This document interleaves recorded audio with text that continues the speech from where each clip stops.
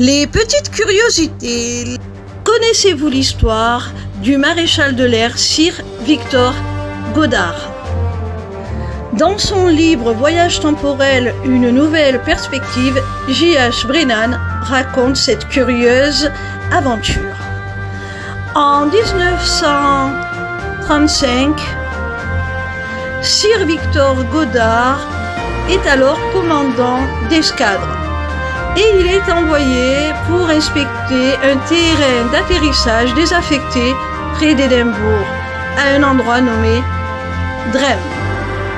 Sur les lieux, il constata que l'endroit était complètement délabré, dévasté, enfin bref, en sale état. Alors qu'il survolait cet endroit, il y eut une tempête.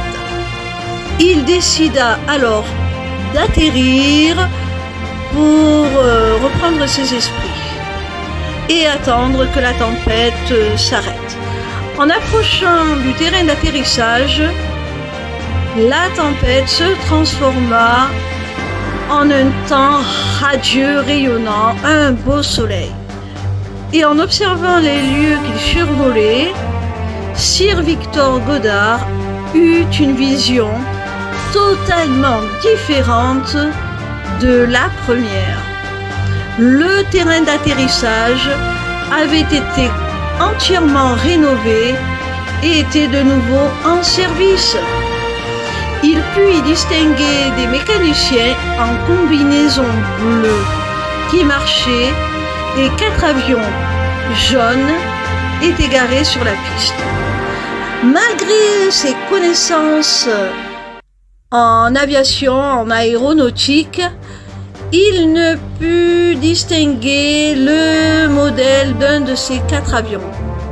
Sir Victor Goddard ne comprit pas alors comment c'était possible. D'une, la rénovation instantanée des lieux. De deux, la couleur bleue des combinaisons des mécaniciens alors qu'elle aurait dû être kaki. 2, 3, la couleur des avions qui aurait dû être argentée. Et pour finir, l'un des 4 avions qui se trouvaient sur le tarmac, je vous le rappelle, était d'un modèle qu'il ne connaissait pas. 4 ans plus tard, Goddard résolut le mystère. Durant la guerre, il fut amené à retourner sur les lieux à Drem. Et quelle ne fut pas sa surprise lorsqu'il y découvrit les lieux tels qu'il les avait observés 4 ans plus tôt. La couleur des combinaisons des mécaniciens avait effectivement changé et celle des avions aussi.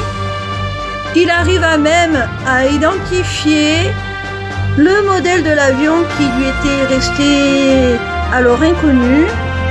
Il s'agissait d'un Miles Magister fabriqué après 1935. Alors que pensez-vous de cette histoire, de cette anecdote réelle voyageant le temps? Si elle s'avérait vraie, cette histoire est la preuve que nous pouvons avoir des visions du futur.